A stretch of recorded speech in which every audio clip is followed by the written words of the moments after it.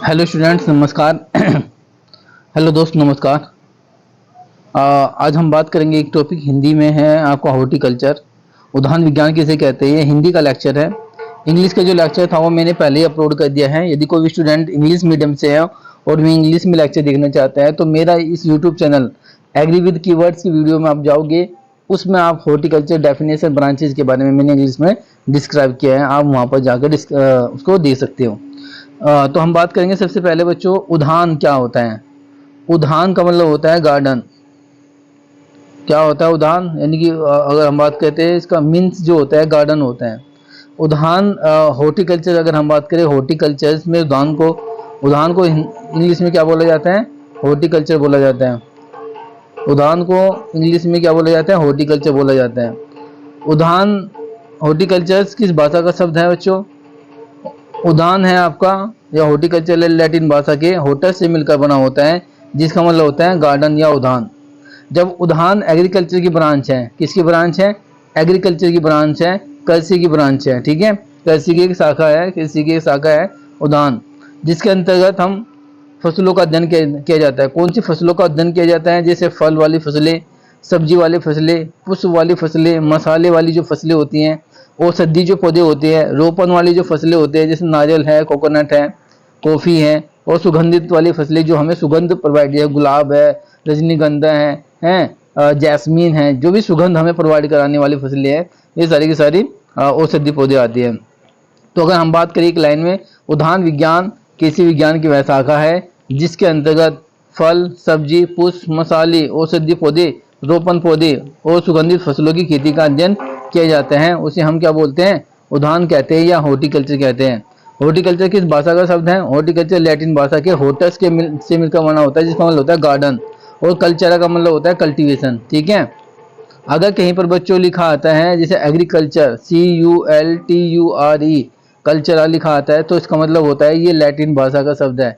किस भाषा का है, लैटिन भाषा का। 99.9% ये लैटिन भाषा का है। अगर आपसे कोई पूछता है बच्चों कि जो पोमोलॉजी या लॉजी जो लिखा आता है बाद में किसी के, जैसे हम बायोलॉजी आ गया, जैसे पोमोलॉजी आ गया, ठीक है, मेट्रोलॉजी आ गया, तो जिसके बाद में लॉजी लिखा आता है, लगा आता है, तो वो हमेशा किस भाषा का शब्द होता है, 99.9% ग्रीक भाषा का शब्द होता है।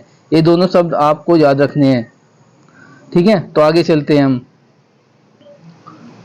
उद्यान विज्ञान की शाखाएं कौन कौन सी शाखाएं हैं, एक है आपका पोमोलॉजी। पोमोलॉजी का मतलब होता है फल विज्ञान।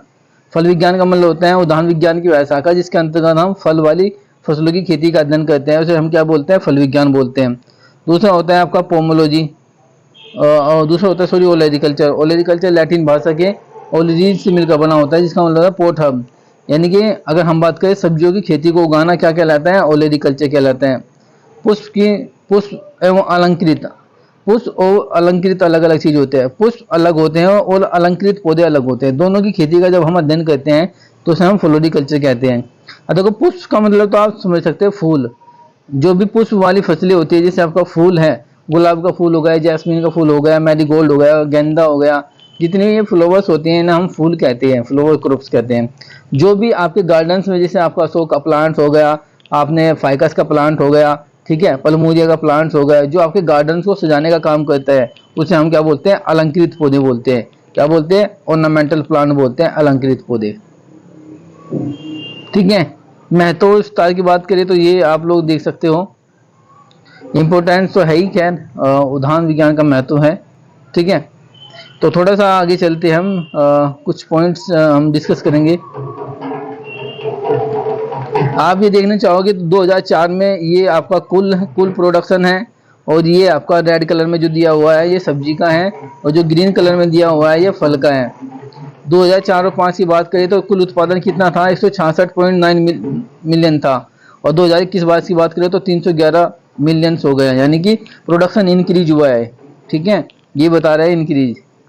ये आप देख सकते हो कौन से स्टेट में कौन कौन सी चीज़ें सबसे ज़्यादा उत्पादन होता है, फलों का उत्पादन। ठीक है, ये सब आप देख सकते हो कहाँ पर सबसे ज़्यादा होता है। सब्जी का उत्पादन सबसे ज़्यादा पहले वेस्ट बंगाल में होता था, लेकिन अब उत्तर प्रदेश ने यह स्थान ले लिया है। ठीक है,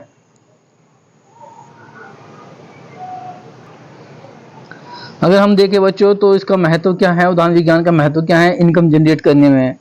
आय प्राप्त, आय इनकम जनरेट का मतलब होता है आय प्राप्ति।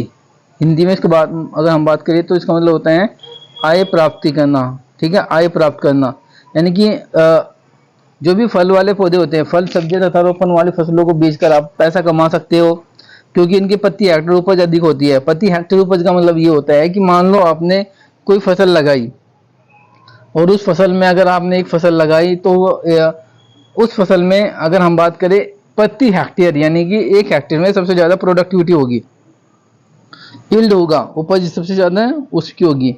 ठीक है, मसाले औषधि पौधे की मांग अधिक है, इनसे बहुत सारी दवाइयां बनती हैं, इसलिए इनसे पैसा कमाया जा सकता है। एम्प्लॉयमेंट जनरेट का मतलब ये होता है कि उदाहरण वाली फसलों को मजदूरी की साल भर की आवश्यकता रहती है। फसलों को उगाने से लेकर उसकी तुड़ाई तक उसमें संसाधन करने में मजदूरी की आवश्यकता पड़ती है, इसलिए इसमें अधिक रोजगार की आवश्यकता हो, अधिक रोजगार पैदा किया जा सकते हैं। उसके बाद है आपका इंडस्ट्रियल्स। इंडस्ट्रियल्स का मतलब होता है कि आप कुछ भी थोड़ा सा उदाहरण, छोटा मोटा उदाहरण आप अपना डेवलप कर सकते हो। जैसे आप आलू, टमाटर, आम, रोपण फसलें ये कच्चा माल देती हैं, इनसे जिससे इनका विकास होता है। ये फैक्ट्री है, उनसे उत्पाद बनाकर बाजार में बेचती है। जैसे मान लीजिए कहा कि आलू से चिप्स बनते हैं, तो आलू से जो चिप्स बनेंगे वो इंडस्ट्रियल में बनेंगे। ठीक है, यानी कि वो एक औद्योगिक, आप छोटा सा अपना इंडस्ट्रियल डेवलप कर सकते हो। ठीक है, अचार बनाना, ठीक है, केचप बनाना, आम जो टमाटर से केचप बनता है, केचप आप खाया होगा, वो सारी चीजें है। उसके बाद बच्चों है रिलीजियस एंड सैक्रेड वैल्यू है, धार्मिक वैल्यू। वृक्षों के पत्ते, पुष्प, फल आदि उनका धार्मिक महत्व है, जिनका उपयोग रस्मों, संस्कारों तथा समारोह में किया जाता है। जैसे नारियल की और हल्दी का उपयोग पूजा करने के लिए किया जाता है। तो इसका मतलब ये है कि ये हमारे किससे संबंधित हैं, ये हमारे रिलीजियस से यानी कि धर्म जो होता है उससे संबंधित है। अगर आप कहीं पूजा करने के लिए कहीं जाते हो तो भगवान के पास जहाँ भी मंदिर में जाते हो तो आप तुलसी की पूजा करते हो। जो भगवान आपके शिव हैं उन पर क्या चढ़ाते हो, पत्ते चढ़ाते हो, फूल चढ़ाते हो, फूल के बिना आप जाते नहीं हो। ये सारी चीजें इन्होंने लिखा है। ये बात कहा है कि जो फूड वैल्यू है, फूड वैल्यू का मतलब ये होता है कि जैसे बहुत सारे आलू होते हैं, आलू के अंदर क्या होता है, कार्बोहाइड्रेट होता है, स्टार्च होता है। ठीक है, बादाम के अंदर अखरोट वगैरह जो होते हैं इनके अंदर प्रोटीन पाए जाते हैं। तो ये हमारे भोज्य पदार्थों के रूप में इनका प्रयोग किया जाता है, जो हमारे शरीर की आवश्यकताओं को पूरा करता है। ठीक है, ये सारी चीजें आप देख लेना। न्यूट्रिशन वैल्यू की बात करें तो फल और सब्जियों में पोषक तत्वों से भरपूर मात्रा में क्या पाए जाते हैं, न्यूट्रिएंट्स पाए जाते हैं। अगर मैं बात करूँ, अगर आप हाईली प्रोटीन्स यूज करते हो अपनी खाने के लिए तो आपके अंदर, आपकी बॉडी के अंदर एसिडिटी जो होती है वो उत्पन्न होने की संभावना ज़्यादा होती है। एसिडिटी को कम करने का काम कौन करता है, सब्जी करती है। अगर आप वेजिटेबल्स का प्रयोग करोगे तो आपकी आंत को साफ करने का काम सब्जियां करती है। आपकी बॉडी में जो एसिडिटी अम्लता उत्पन्न हो जाती है उसको कम करने का काम कौन करता है, सब्जी करता है। तो अगर हम बात करें तो 120 ग्राम क्या खाने चाहिए आदमी को, एक दिन में 120 ग्राम फ्रूट्स खाने चाहिए और 280 से 300 ग्राम आपको सब्जी खानी चाहिए। सब्जी खाने का मतलब ये है कि आपको 200 से 80 ग्राम या 300 ग्राम में आपको लीफ वेजिटेबल्स भी होनी चाहिए, पत्ती वाली सब्जियां भी होनी चाहिए, रूट्स वेजिटेबल्स हैं वो भी होने चाहिए, और फ्रूट्स वेजिटेबल्स हैं उसका भी मिश्रण होना चाहिए। ऐसा नहीं कि आपने आलू 300 ग्राम खा लिया और आप बोलो सर मैंने तो ये क्राइटेरिया पूरा कर लिया, ऐसा नहीं है। आपको सारी चीज़ें मिक्स एक बैलेंस डाइट होनी चाहिए। उसमें पत्ती वाली सब्जी होनी चाहिए, उसमें ट्यूबर्स वाली भी सब्जियां होनी चाहिए, उसमें फ्रूट्स वाली सब्जियां भी होनी चाहिए। ठीक है, तो विटामिन की बात करें तो यहाँ पर आप देख सकते हो विटामिन B1 को क्या बोला जाता है, थायमीन। थायमीन यानी कि विटामिन B1 को क्या बोला जाता है, थायमीन बोला जाता है। ये विटामिन B2 को क्या बोला जाता है, राइबोफ्लेविन बोला जाता है। इन सब में दो दो एग्जाम्पल आप लिख लेना, दो एग्जाम्पल इसके एग्जाम लिख लेना, दो एग्जाम्पल आप इसके लिख देना। ठीक है, विटामिन सी क्या होता है, विटामिन सी सबसे ज्यादा किसमें होता है, बाड़बड़ोस चेरी में होता है। बाड़बड़ोस जो चेरी होता है वो सबसे ज्यादा खट्टा होता है। कुछ लोग कहेंगे कि सर आंवला में भी होता है, हाँ आंवला में भी होता है, बट बाड़बड़ोस जो चेरी होता है उसमें सबसे ज्यादा विटामिन सी होता है। इससे क्या होता है सर, अगर इसकी कमी हो जाती है तो विटामिन सी से हमारे जो दांत हैं उनसे खून आने लगता है, ब्लीडिंग होने लगती है। ठीक है, ये सारी चीजें हमारे दांत खराब हो जाते हैं जल्दी, विटामिन सी की कमी से होते हैं। कार्बोहाइड्रेट्स की बात करें तो सबसे ज्यादा जो एप्रिकॉट होता है, एप्रिकेट वगैरह, उसमें कार्बोहाइड्रेट्स पाए जाते हैं। पिंड खजूर में आप देखा होगा कार्बोहाइड्रेट्स का प्रयोग किया जाता है। ठीक है, प्रोटीन की बात करें तो काजू जो होता है, काजू है, बादाम है, दो एग्जाम्पल लिख लेना इनके सबके, दो दो दो दो। जो प्रोटीन है आप देख सकते हो मटर के अंदर भी प्रोटीन होती है। फैट जो होता है जो वालनट, अखरोट वगैरह होता है उसमें फैट होता है सबसे ज्यादा। ठीक है। फाइबर्स की बात करें तो अमरूद जो होता है, अमरूद के अंदर फाइबर्स होते हैं, बहुत ज़्यादा फाइबर्स उसके अंदर होता है 6.9%। कैल्शियम की बात करें तो लीची सबसे ज़्यादा कैल्शियम प्रोड्यूस करती है, सबसे ज़्यादा लीची में कैल्शियम होता है। लीची सबसे ज़्यादा कहाँ पर प्रोडक्शन होता है, लीची का होता है मुजफ्फरपुर बिहार में, सबसे ज़्यादा लीची का प्रोडक्शन बिहार में ही होता है। फास्फोरस आपके जो हमारी जो बॉडी होती है, उनकी जो हड्डियाँ होती हैं उनको मुलायम रखने का काम कौन कर सकता है, जॉइंट को, जो जॉइंट होते हैं जहाँ पर जॉइंट होती है हड्डियाँ, वो फास्फोरस करता है। यदि आपकी बॉडी के अंदर फास्फोरस की डेफिशिएंसी होती है तो आपकी हड्डियों में कड़ कड़ की आवाज़ हो सकती है, ठीक है, आपकी हड्डियाँ कमज़ोर हो सकती है। आयरन की बात करें या लोहे की बात करें तो आयरन सबसे ज़्यादा कहाँ पर होता है, करौंदा में होता है। जो सूखा करौंदा होता है उसमें आयरन होता है। आयरन पिंड खजूर में भी होता है, जो डेट पिंड होती है जिसे डेट पम डेट पिंड बोलते हैं, पिंड खजूर, ठीक है, इसमें भी होता है। क्योंकि ये हमारी जो बॉडी होती है, आरबीसी होती है, इसके अंदर लाल रक्त कणिकाएं जो होती है, उनके लिए आयरन की आवश्यकता होती है। यानी कि आयरन जो को ऑक्सीजन, जो आरबीसी होती है उसमें जो ब्लड सेल होता है, यानी कि रेड जो ब्लड होता है, उसको ऑक्सीजन प्रोवाइड करने का काम कौन करता है, आयरन करता है, ठीक है। एस्थेटिक वैल्यू है, एक्सपोर्ट वैल्यू है, ये सारी चीज़ें आप देख लेना, ठीक है। तो आज के लिए इतना ही। ये ब्रांचेज हो गए, इंपोर्टेंस हो गए और डेफिनेशन होगी। इंपोर्टेंस क्वेश्चन है, इसे अच्छे से पढ़ लेना, ठीक है, इसके नोट्स वगैरह जो भी है बना लेना।